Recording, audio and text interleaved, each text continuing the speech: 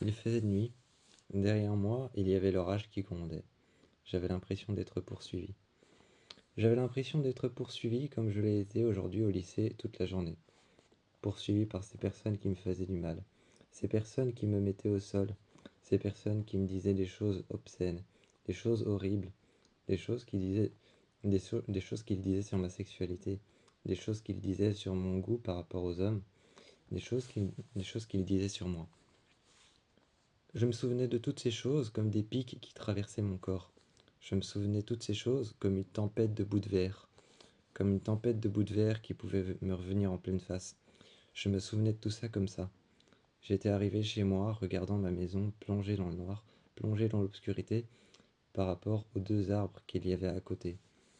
À cause des deux arbres qu'il y avait à côté, par rapport à ces deux arbres qui enfermaient ma maison à l'intérieur d'un noir intense, je regardais la maison allumée.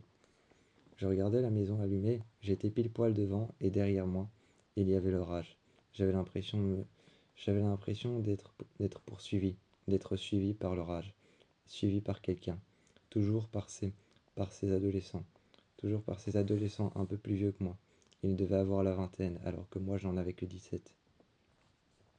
Arrivé chez moi, j'avais les côtes fracassées qui me faisaient mal. J'avais des bleus sur les côtes, j'avais des bleus sur les épaules et sur les bras. Mes bras me faisaient mal, et quand je suis arrivé chez moi, j'avais une lèvre fendue, et j'avais une arcade ouverte, une arcade à un œil ouverte. Je suis arrivé chez moi et j'ai vu Joël m'attendre sur le bas de la porte. Je me suis assis à côté de lui et il m'a demandé qu'est-ce qui s'est passé. Je l'ai regardé, mais d'abord j'ai regardé mes chaussures, j'ai mis la tête vers le bas et j'ai chipoté à mes lacets.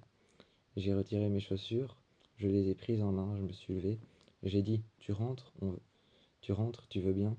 J'ai ouvert la porte, j'ai poussé la porte en y mettant d'abord la clé. J'ai poussé la porte et je me suis assis sur le fauteuil. Il s'est assis avec moi, m'a servi un verre d'eau. Il a été chercher un verre dans la cuisine.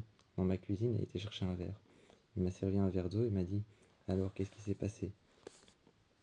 Je l'ai regardé avec un regard un peu triste et je lui ai dit oh, tu sais, rien de spécial. Comme tous les jours, j'ai revécu la même chose, le même cinéma. Ces mêmes jeunes qui sont venus chez moi, ces mêmes jeunes qui sont venus chez moi, enfin à mon casier, qui m'ont regardé dans les yeux, qui m'ont dit des choses obscènes, qui m'ont parlé, qui m'ont mis à terre, et qui m'ont frappé jusqu'à ce que mort s'en suive. En tout cas, c'est ce qu'ils veulent. En tout cas, c'est ce qu'ils veulent, mais ils m'ont frappé encore et encore. J'arrivais même plus à respirer qu'ils me frappaient encore. Je sens encore les coups de basket. Je sens encore les coups de basket dans mes côtes. Ça fait tellement mal. Il m'a regardé et a pris, il m'a regardé et a pris mon bras. Quand il a pris mon bras, il l'a passé sous l'eau chaude. Je dois avouer que ça m'a fait du bien. Il m'a embrassé, ça me faisait mal à la lèvre, et j'ai dit merci, mais pas maintenant. Je me suis reculé, je me suis mis sur le fauteuil. Il a soigné ma lèvre et ensuite m'a embrassé. Je me sentais beaucoup mieux.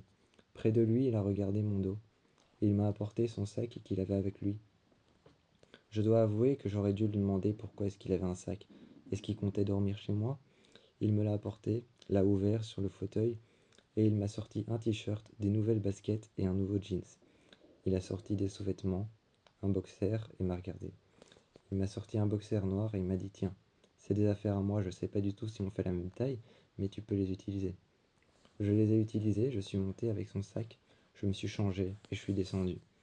Une fois que je suis descendu, il avait allumé la télé, il avait mis un film en noir et blanc.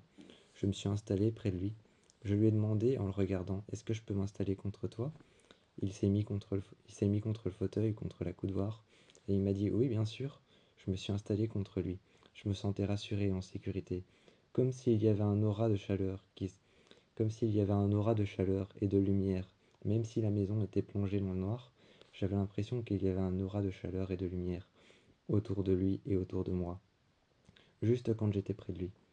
Et il m'avait prêté ses chaussures dans lesquelles je me sentais très bien, ses vêtements dans lesquels je me sentais bien. Et en plus d'être près de lui, je me sentais bien ce soir-là. Je me suis endormi sur le lit, j'ai senti qu'il m'avait passé la couverture sur les épaules, et ensuite il s'était couché sur la couverture, à côté de moi. On était dos à dos, et il s'est tourné vers moi. Il m'a caressé les cheveux. Ce soir-là, il s'est endormi. Il avait la tête un petit peu plongée dans ma nuque et sur mon dos. Je sentais la respiration sortir par sa bouche et par son nez. Il respirait et regardait la peau dans mon cou. J'ai senti alors les poils de mon cou s'hérisser et je l'ai senti derrière moi, me caresser la nuque. Il a passé sa main dans mon dos, sous mon t-shirt, et il m'a regardé. A regardé ma nuque longtemps. Je l'entendais respirer, me murmurer certaines choses à l'oreille, des choses qu'on ne m'avait jamais dites. Des choses qu'on ne m'avait jamais dites. J'étais habitué à ce qu'on me dise des choses obscènes et méchantes. Là, il me murmurait tout, il me disait tout l'inverse. Il me murmurait tout l'inverse et me chuchotait l'inverse à l'oreille. Je me sentais bien avec lui. Je me suis retourné et il m'a regardé. Et il m'a dit: Ah, désolé, je t'ai réveillé. J'ai dit: Non, pas du tout. Ensuite, je me suis réveillé. Je me suis levé, j'ai été dans le salon. Et il m'a regardé. Il m'a regardé et m'a demandé: Alors, qu'est-ce qui se passe? J'ai dit: Rien, je sais pas. J'ai pas l'habitude d'entendre ce genre de choses. J'ai pas l'habitude que quelqu'un prenne soin de moi comme ça. J'ai pas l'habitude qu'on s'occupe de moi comme ça. Il m'a regardé et a dit: Tu sais, moi non plus, j'en ai pas l'habitude avec mon cœur. Il m'a regardé et a dit: Tu sais, moi non plus, j'en ai pas l'habitude. Avec mon cœur brisé, mon père alcoolique, ma mère qui boit et qui parle, ma mère qui boit et qui parle à des personnes différentes chaque soir. Moi non plus, j'en ai pas l'habitude. Mais j'essaie de faire mon maximum. Ensuite, il s'est assis sur le fauteuil. Je me suis couché près de lui comme avant. Et il m'a regardé. Il m'a serré fort contre lui, m'a pris près de lui et m'a embrassé. En m'embrassant, son regard près du mien, il m'a dit: Tu penses pas que le principal c'est qu'on se soit trouvé, toi et moi, ou plus que toi tu m'aies trouvé? Je l'ai regardé et je lui ai dit: Oui, quelque part. On regarde dans le plafond. Il m'a demandé: Qu'est-ce que tu regardes au plafond? J'ai dit: Non, rien, changeant mes yeux de direction et me plongeant dans les siens. Je lui ai demandé s'il a toujours eu les cheveux blonds, ou quand est-ce qu'il s'est fait sa coloration. Et il m'a regardé et il m'a dit: Il y a pas longtemps, t'as remarqué que j'étais un faux blond? Je lui ai dit: Oui, c'est la première chose que j'ai vue chez toi. Et la première chose qui m'a plu. T'as pas hésité à changer d'identité.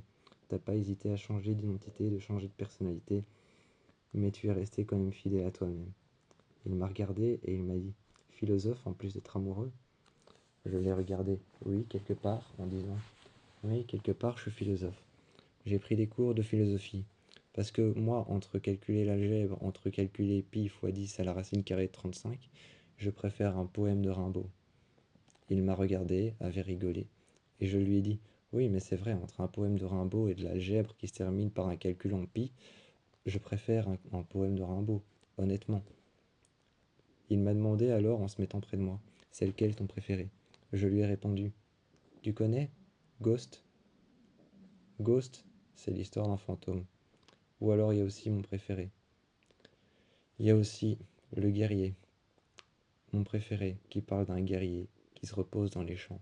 Il a les yeux fermés, il ne fait rien, il ne bouge pas, pendant que tout le monde se bat pendant que tout le monde se bat au combat, à l'armée, à la guerre. À l'armée, à la guerre, tout le monde combat, à la vie, à la mort. Lui, il est dans les champs avec son arme et il se repose les jambes croisées. Autour de lui, il y a un aura rouge. Autour de lui, il y a un aura rouge partout. Il m'a regardé et a dit: Je viens de comprendre. Je lui ai demandé ce qu'il avait compris. Il m'a dit: L'aura rouge, c'est du sang. Et il a les yeux fermés, donc il est mort. Je l'ai regardé, je lui ai dit: Comment tu sais? Il a pris mon sac et a dit: T'as laissé ton livre des fleurs du mal à l'intérieur. Et tous les poèmes de Rimbaud y sont. Tu as fluoté ceux que tu préfères. Je les ai lus, je les ai regardés. Je lui ai dit que j'ai été le premier à hésiter à fouiller dans son sac de sport, mais qu'il a été le premier à fouiller sans hésitation dans mon sac. J'ai peut-être aussi été le premier à le photographier sans hésitation, donc ça équivalait à la même chose. On s'est embrassés, nous sommes restés la soirée à regarder ce film. Ensuite, nous sommes montés dans ma chambre. Le lendemain, on est arrivé en cours en même temps, et les personnes qui nous attendaient, les personnes qui m'attendaient moi à mon casier m'ont regardé. Elles m'ont crié: Alors, espèce de tafiole, tu t'es trouvé un amoureux? Je me suis retourné, et là j'ai vu Joël le prendre par le cou, lui faire un tacle, le mettre à terre et lui frapper dans la bouche. Il saignait et il est parti. Il les a regardés en disant qu'il allait revenir.